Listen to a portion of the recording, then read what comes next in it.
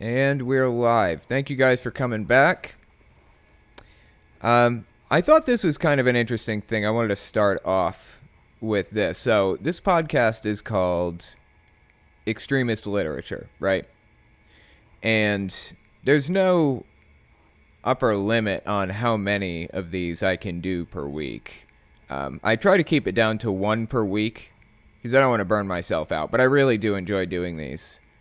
But I was considering just kind of doing on the side, in addition to Pure Worship of Jehovah, I was thinking about doing other literature too, like an extra one per week or something. I don't know. But I got my hands on Dabiq. I don't know if you guys know what that is, but it was a city, I believe it was a city that was captured by ISIS back in their heyday, like when they were at their prime. I mean, they're still out there killing people and all that stuff, but when they first split off and created the caliphate and all that good junk, they created this propaganda magazine called Dabiq, and they were spreading it out to their members. So I got ISIS propaganda, and I would not mind going through that. That seems pretty interesting to me. I may end up going through like a few pages of that at some point. It was actually surprisingly easy to find, but I fear I'm probably on some watch lists now. Anyway, yeah, I got it in PDF format. It's pretty awesome. Pretty awesome stuff. Who knows? Maybe we'll go through it. Anyway. Okay, well, let's go through Pure Worship of Jehovah. So this is, as aforementioned, this is Jehovah's Witnesses' new book that they're just releasing, or that they just released on the website, and that's going to be coming out at most of the conventions around the world over the next year or so. So we're on Chapter 4. So Chapter 4, here's the focus of Chapter 4. It says, the living creatures and what we learn from a study of them. So that's the focus of this chapter. We're focusing on the living creatures and what we learn from a study of them. So the name of the chapter is, Who Are the Living Creatures with Four Faces? I remember when I was little kind of going through the Revelation book and seeing a lot of this.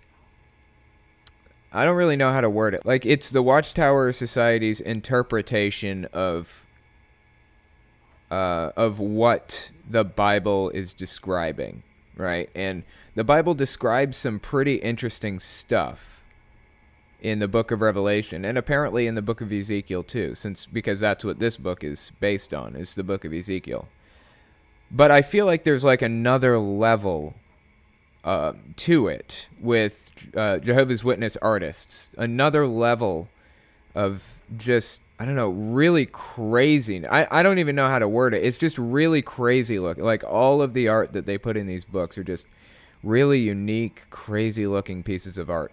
All right, let's get into it. So this is paragraph 1. It says, imagine a family with small children sitting around their kitchen table studying the Bible. To help the children understand a scriptural truth, the father shows them some simple drawings. The children's smiles and animated comments indicate that their father is succeeding. By adding pictures to his words, he helps his children to grasp teachings about Jehovah that otherwise would be beyond their level of understanding. Isn't that funny? They're talking about why they use graphic imagery right now, because it burns it into people's minds. It's another level to propaganda. So with Jehovah's Witnesses, and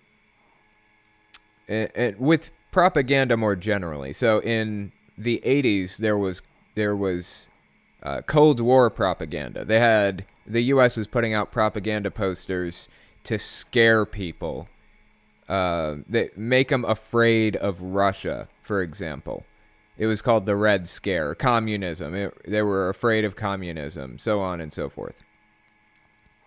And they would put out propaganda posters. It was pictures of, I don't know, people just doing terrible things to Americans, or just, you know, every piece of that picture was put in there very specifically, intentionally, to give the viewer to evoke an emotional reaction in the viewer, right?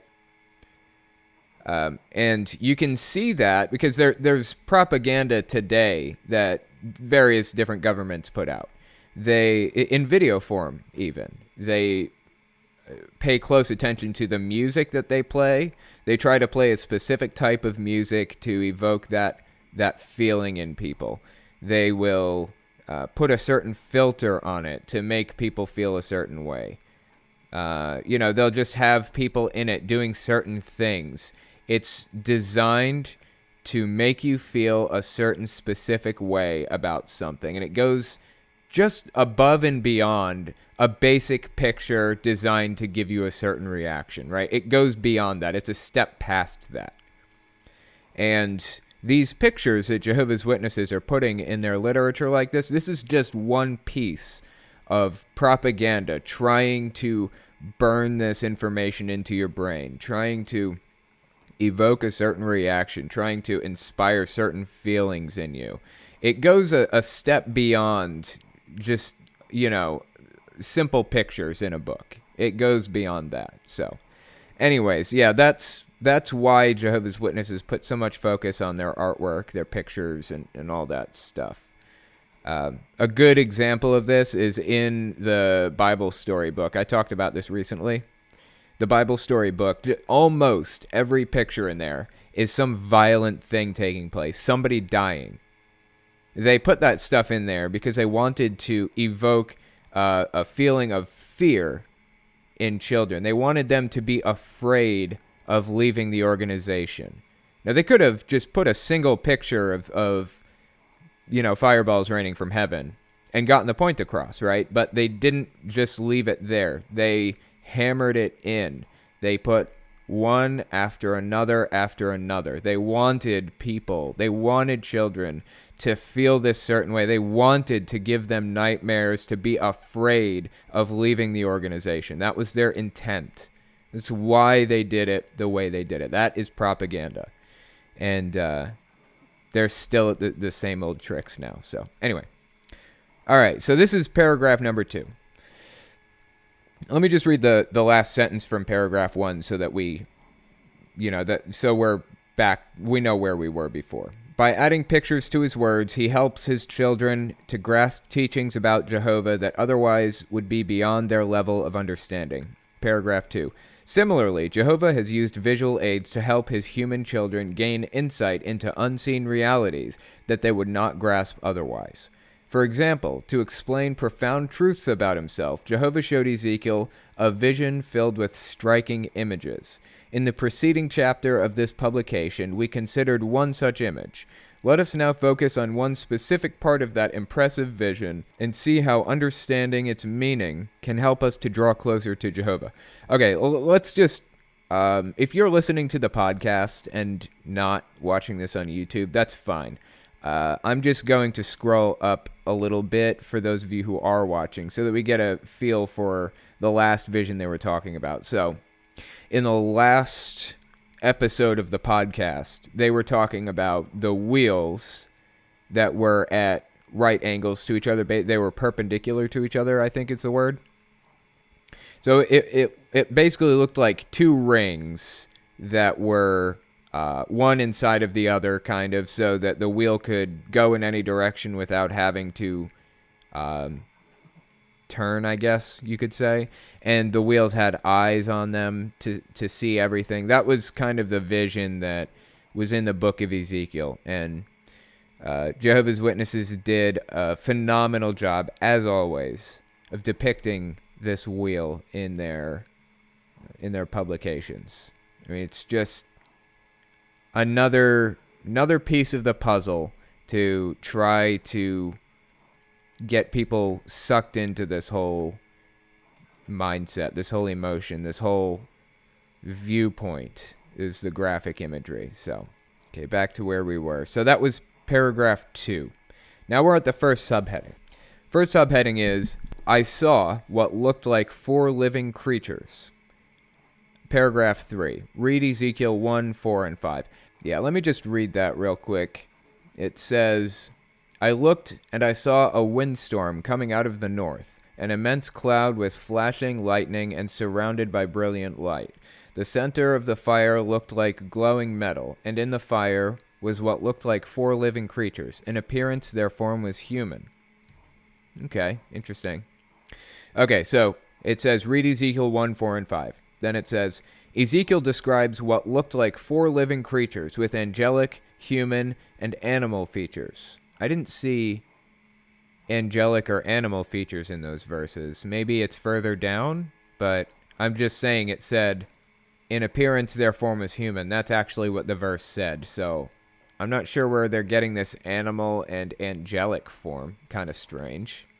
Okay, so continuing on, it says, they were angelic, human, and animal features. Notice how precisely Ezekiel recorded his impression, stating that he saw what looked like living creatures, quote unquote, what looked like living creatures.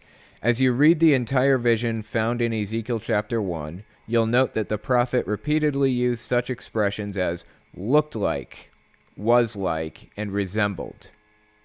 Clearly, Ezekiel realized that he saw mere likenesses or images of invisible realities that exist in heaven.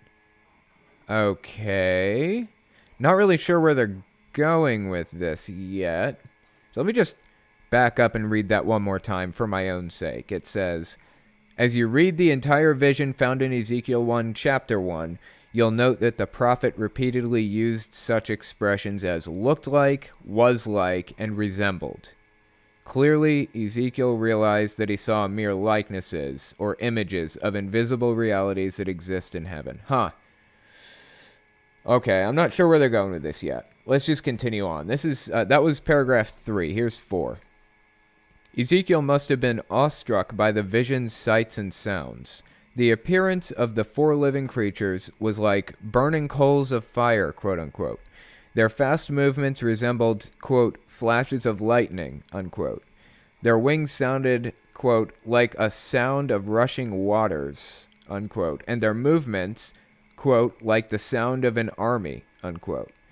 See the box, I was watching the living creatures. In a later vision, Ezekiel identified these 4 living creatures as cherubs, or mighty angelic creatures. Having been raised in a priestly family, Ezekiel no doubt knew that cherubs are closely associated with God's presence and serve as his attendants. Okay, I'm not going to object to this too hard, but what they said here, having been raised in a priestly family, Ezekiel no doubt knew that cherubs are closely associated, blah, blah, blah. They don't know what Ezekiel knew. They're just assuming that. I mean, like I said, I'm not objecting to the idea that maybe he did know that. I'm just saying they're inserting that in there. The Bible never alludes to the fact that he knew any of this. I don't even know what him knowing that has to do with the story yet. I'm just saying they do this a lot. They inject information in because they are God's mouthpiece, and they have the right to do that in their eyes. They know how things work because God speaks to them, and their words are God's words, basically. So, anyways, it's just, it goes to a history of them doing that. So that was that was paragraph 4. Now this is the next subheading. It's called Each One Had 4 Faces. Here's paragraph 5. Read Ezekiel 1, 6, and 8. Okay, let's give it a read real quick. It says, but each of them had 4 faces and 4 wings. Their legs were straight. Their feet were like those of a calf and gleamed like burnished bronze. Under their wings, on their 4 sides, they had human hands. All 4 of them had faces and wings. Okay, odd. So it's right now, it's basically just describing these creatures that Jehovah's Witnesses have depicted here at the beginning of the chapter. It looks like Jehovah's Witnesses have this creature with like a hawk head and a lion head and possibly a bull. I'm not really sure. Okay. So paragraph 5 says, read Ezekiel 1, 6, and 8. Or 6 through 8. No, it says 6 and 8. It doesn't even say read number 7. That's weird. Okay. Ezekiel also noted that each cherub had 4 faces, a face of a man, a lion, a bull, and an eagle. Seeing these four faces must have made a deep impression on Ezekiel about the surpassing greatness of Jehovah's might and glory. Why so? Significantly, each face belonged to a creature that embodies majesty, strength, and mightiness. The lion is a majestic wild animal.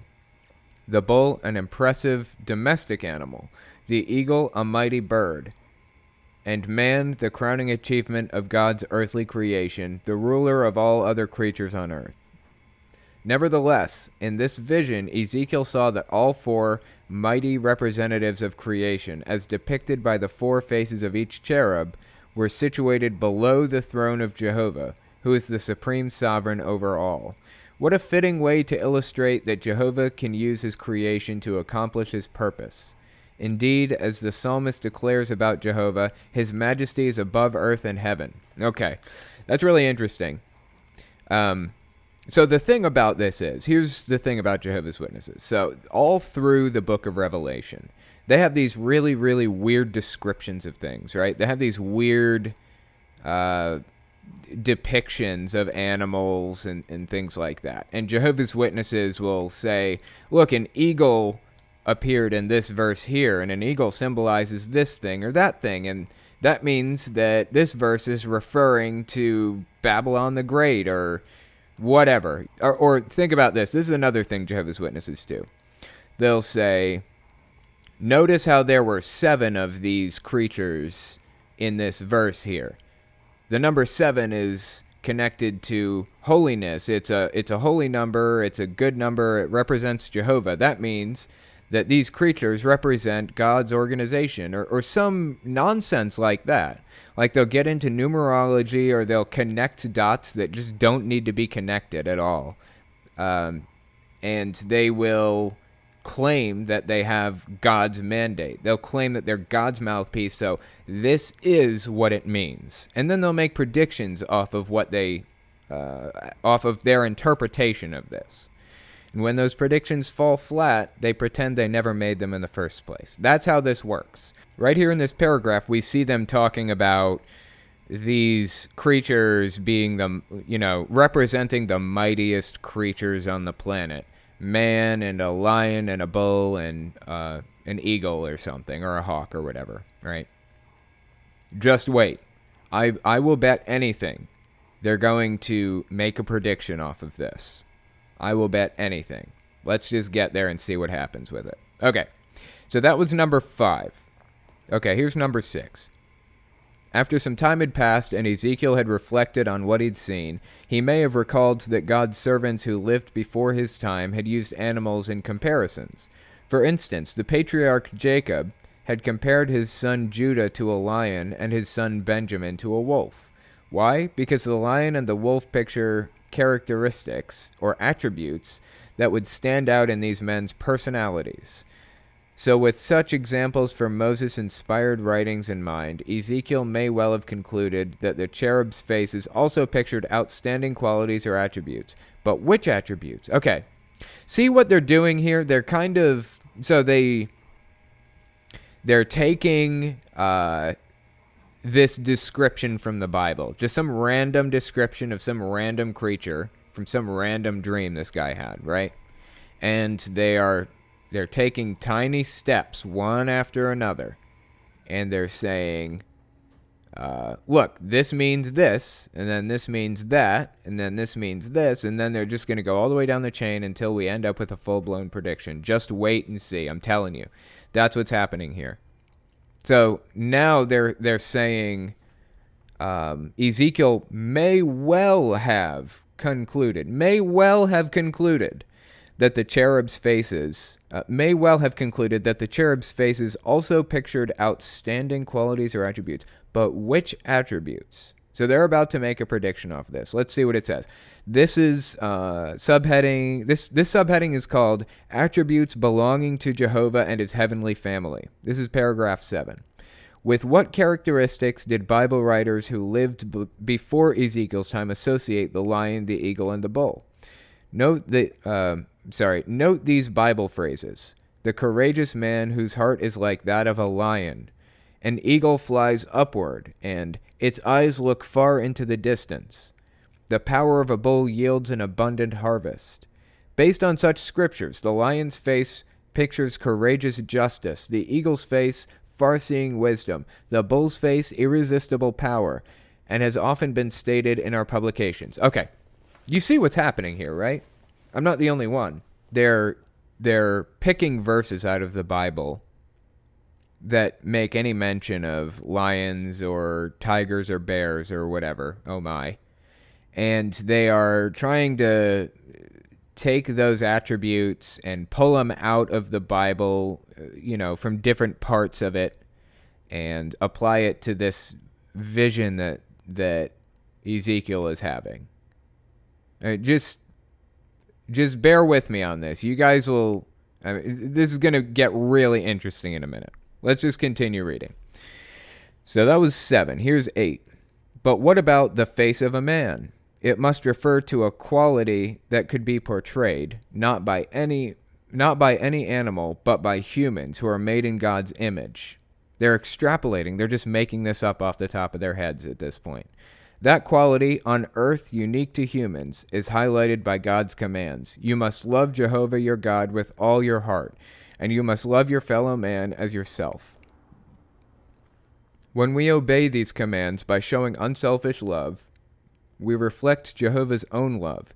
As the Apostle John wrote, we love because he first loved us. Hence, the face of a man represents love. Okay, they're just completely pulling this out of their ass. Like, there's no basis for any of this.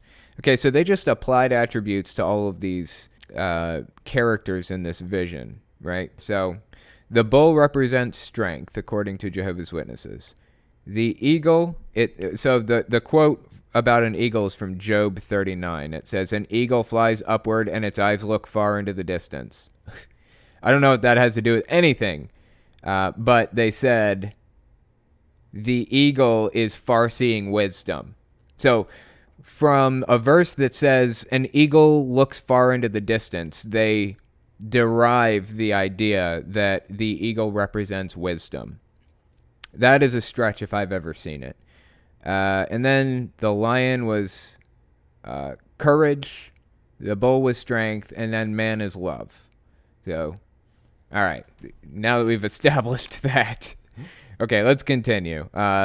So now we're on paragraph 9. To whom do these attributes belong? Since the faces belong to the cherubs, the attributes belong to all whom the visionary cherubs represent, Jehovah's heavenly family of loyal spirit creatures. Yeah, I'm confused how they got there. So they're saying that all of these attributes they listed, love, courage, strength, and wisdom, says the faces belong to the cherubs, the attributes belong to all whom the visionary cherubs represent, Jehovah's heavenly family of loyal spirit creatures. I'm assuming that means angels. Moreover, as Jehovah is the source of the cherubs' life, he's also the source of their attributes. Thus, the cherubs' faces picture attributes belonging to Jehovah himself. Okay, of course. God, I swear. What are a few ways in which Jehovah shows these outstanding attributes? This book kills me, I swear. Okay, so that was paragraph 9. Let's give paragraph 10 a read, see what it says. Okay, so the last sentence in 9 says, what are a few ways in which Jehovah shows these outstanding attributes? Here's 10. Justice, in bold. As the God who loves justice, quote unquote, Jehovah treats none with partiality, quote unquote. He treats none with partiality. Okay. Thus, the opportunity to become and remain his servants and to receive eternal blessings is open to all of us, regardless of our social standing or background. Oh, okay, I see. So they bolded a few words here. They bolded justice, wisdom, power, and love. So those are apparently the 4 attributes that they said that these animals represent, or cherubs, or whatever. Power comes from the bull. Wisdom comes from the eagle, supposedly, although that's a serious stretch. All of these are real stretches. Love comes from man. So that means justice comes from the lion? I thought they said courage comes from the lion. It says, the courageous man whose heart is like that of a lion. Isn't that? I thought that was courage. Okay, whatever. So it says, let's see. Thus, the opportunity to become and remain his servants and to receive eternal blessings is open to all of us, regardless of our social standing or background. And then we've got wisdom bolded. As the God who is wise in heart, Jehovah has provided a book full of practical wisdom, quote unquote. Applying the Bible's wise counsel helps us to deal with life's day-to-day challenges and to live meaningful lives. And then we've got power, which is bolded. As the God who is, quote unquote, great in power, Jehovah uses his Holy Spirit to give us, quote unquote, power beyond what is normal. This strengthens us to cope with whatever severe and painful trials we may face. Okay, so that was paragraph 10. So they covered justice, wisdom, and power in that one. And then in paragraph 11, we've got love. Hang on, let me just skip ahead real quick and just take a quick look. Oh, wow. Oh, this is a super short chapter. Huh. Okay. Well, we're on paragraph 11. And there were only 16 in this one. Usually there are like 25 or 30. So who knows? Maybe we'll finish it today. Okay. So let's get to number 11 now. The very last attribute they list is love. And supposedly they said that one comes from man. So, but like I said, that one is a huge stretch too. Okay. Love. As the God abundant in loyal love, Jehovah never abandons his faithful worshipers. Thus, even if we're saddened because ill health or advanced age prevents us from doing as much in Jehovah's service as before, we draw comfort from knowing that Jehovah remembers the labors of love we have rendered to him in the past. Clearly, we already greatly benefit from Jehovah's expressions of justice, wisdom, power, and love, and will continue to benefit from these four cardinal attributes in times to come. Interesting. Okay, so that was 11. Okay, here's number 12. Of course, we should keep in mind that what we as humans are able to understand about Jehovah's qualities amounts to just the fringes of his ways. Understanding the Almighty is beyond our reach, for his greatness is unsearchable. Hence, we realize that Jehovah's qualities cannot be numbered or put into categories. In fact, Ezekiel's vision itself reveals that God's attributes are not limited in number or in scope. What aspect of the vision highlights that important truth? Okay. So they just sat here and interpreted the Bible, interpreted this vision. I remember them when I was little. We were talking about psychology in one of my classes. I don't remember. Maybe it was in middle school or high school or something. They were talking about dreams and how you can tell this thing or that thing based on what you dream. So things like if your teeth fall out in a dream, it means you're afraid that you're ugly or something. I don't know how true it is. Maybe it was just a conversation with friends. I don't know that they were even teaching it in school. It was just something we were talking about, right? So I talk about that with my mom, and she just freaked out because you're not supposed to do dream interpretation as a Jehovah's Witness. I mean, they take it seriously. This isn't even like a little thing. They take this shit seriously. If you start doing that, you can let demons into your life if you start talking about dream interpretations, right? That's literally exactly what Jehovah's Witnesses are doing here, though, in this book. They're interpreting this dream or vision or whatever it was in their own way. The governing body are interpreting it in their own way, which I find super fascinating for so many reasons. But they're just taking this weird-ass dream, makes zero sense, and they're extrapolating and twisting and bending it until it fits what they want it to say. It's just really fascinating. Okay. So I think that was, which one was that? Yeah, okay, that was number 12. So the next subheading is called Four Faces, Four Wings, Four Sides. Here's more interpretation. And more pictures. I hope you guys are watching this on YouTube. These pictures are pretty interesting. They kind of pull it together. Anyway, okay, so this is paragraph 13. It says, Ezekiel saw in vision that each of the cherubs had not one, but 4 faces. What does that indicate? Recall that, okay, here's numerology. You ready for this? Jehovah's Witnesses are really big on numbers and their meanings. 6 is a bad number, 7 is a good number. They have all kinds of meanings for different numbers. Okay, so it says, what does that indicate? The fact that they had 4 faces. Recall that in God's word, the number 4 is often used to represent that which is fully rounded out, all-embracing or complete. There you go. There's their numerology. Significantly, in this particular vision, Ezekiel mentions the number 4 no less than 11 times. Wow! Is it coincidence? Yes, it's coincidence. Okay, it says, what then can we conclude? Just as the 4, italics, cherubs represent all other loyal spirit creatures, so the 4 faces of the cherubs, when viewed together, stand for or embrace all the attributes that Jehovah possesses. More interpretation. They're just pulling information out of this, extrapolating, kind of making up a story that wasn't there in the first place. God, these people. It's really interesting to see how their minds work, though.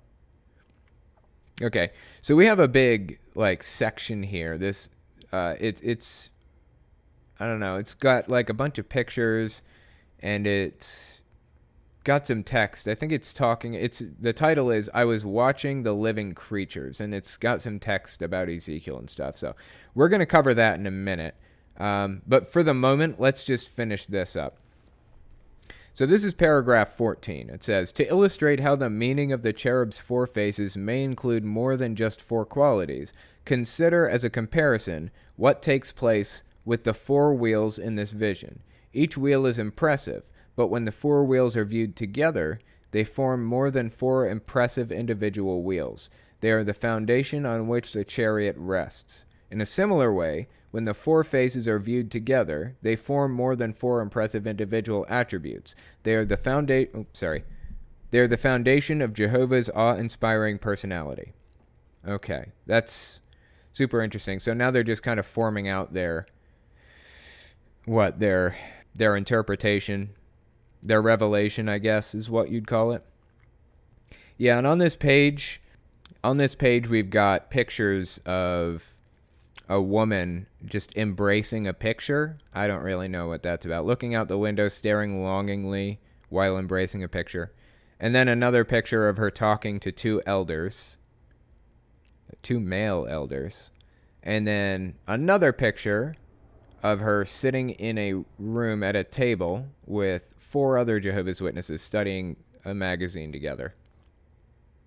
And there's a little note below it that says, we are never beyond the reach of Jehovah's loyal love.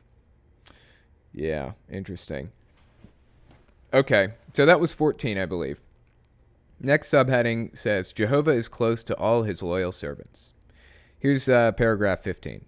Through his first vision, Ezekiel learned a vital and heartening truth about his relationship with Jehovah. What was it? That truth is indicated in the opening words of the prophet's book. After stating that he was, quote, in the land of the Chaldeans, unquote, Ezekiel, speaking with his own experience, added, there, in italics for some reason, there the hand of Jehovah came upon him. Note that Ezekiel stated that he received the vision not in Jerusalem, but there. Oh, I see. Okay, they were trying to draw attention to it, I guess. Not in Jerusalem, but there in Babylon. So what did that fact reveal to Ezekiel? This. Although, okay, now here, you ready for suppositions? You ready for them to make shit up? Although he was a lowly exile who had been separated from Jerusalem and its temple, he had not been separated from Jehovah and his worship. Jehovah's appearing to Ezekiel in Babylon demonstrated that rendering pure worship to God did not depend on location or position. Instead, it depended on Ezekiel's heart condition and his desire to serve Jehovah. Interesting. Okay. Well, here's the thing about that. Okay, so I've always felt like Jehovah's Witnesses back in World War II, they make this big deal about the Purple Triangle, the Purple Triangle. They even had a movie called The Purple Triangle, like this Jehovah's Witness produced documentary. So as far as I know, in World War II, when the Germans were capturing Jews, they would give them a gold star. They would put it on their outfit so that they knew that it was a Jew and, whatever. Well, when they captured Jehovah's Witnesses, they'd put a purple triangle on their outfit so they knew it was a Jehovah's Witness, supposedly. I'm pretty confident that this is actually true. Of course, it came from the Watchtower Society, and like I said, by default, I distrust anything I learned from that. I really want to do independent research on it, but I just haven't. Anyways, I believe it's true. I believe that that's actually the case, the purple triangle thing. So, anyways, Jehovah's Witnesses in World War II were given the option to sign this document that said, I am no longer Jehovah's Witness, and they'd be let go. They'd be allowed to go free. Now, you can't convert out of a race, Israelite. And that's who they were killing in World War II. They were killing Jewish people, ethnically Jewish people, Israelis, basically. They were killing Israeli people and religiously Jewish people. You can't convert out of that. You can't convert out of an ethnicity. But you can convert out of a religion, and Jehovah's Witnesses were allowed to sign this piece of paper that said, I'm not Jehovah's Witness anymore. But they didn't. They were told not to by the Watchtower Society at that time.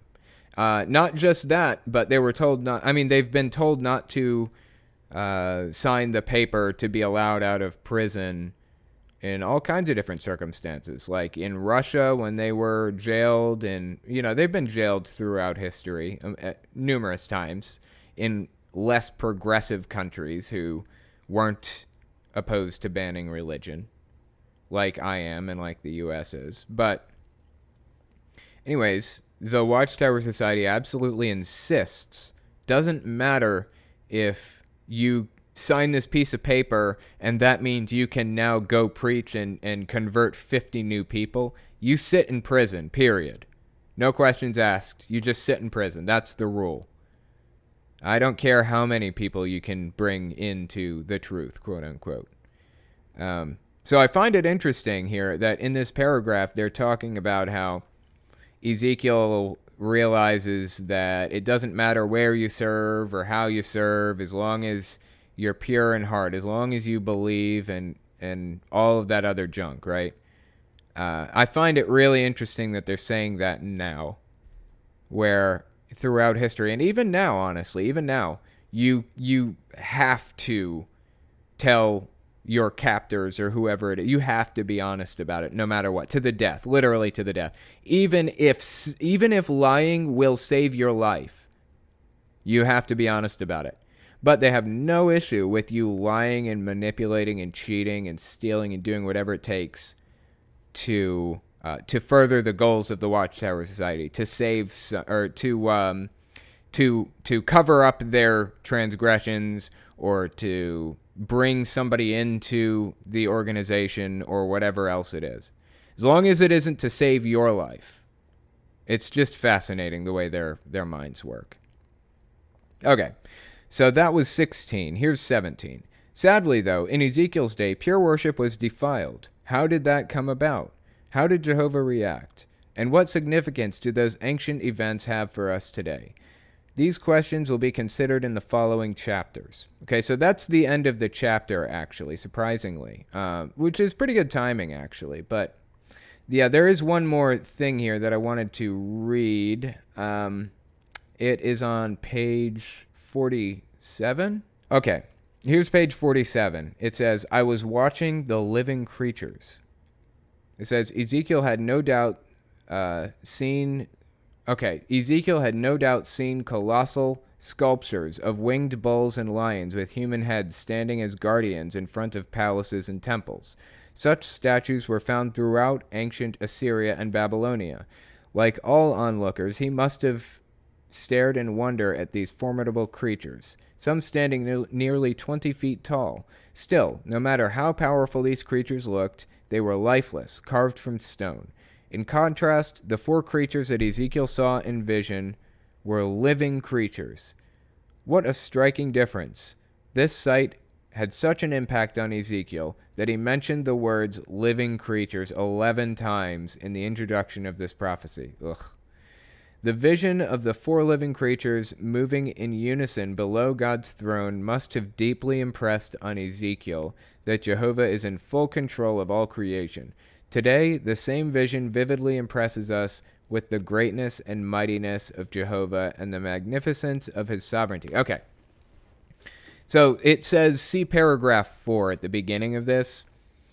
Basically, what I am pulling from this is, in paragraph 4, they're describing this creature, right? This creature with like the head of an eagle and a lion and a human and whatever, a bull.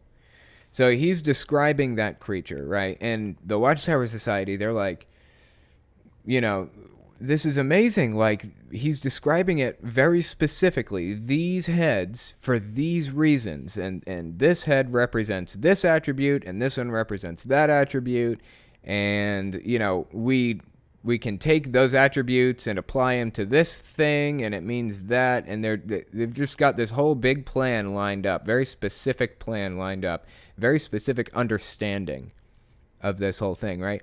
And then right in the middle of the chapter is this one page where they're like, okay, yeah, so Ezekiel saw a lot of these statues in front of palaces and temples, so we're not really surprised that he came up with these specific creatures. That kind of debunks their whole thing, doesn't it? It's kind of strange that they'd even put this in there.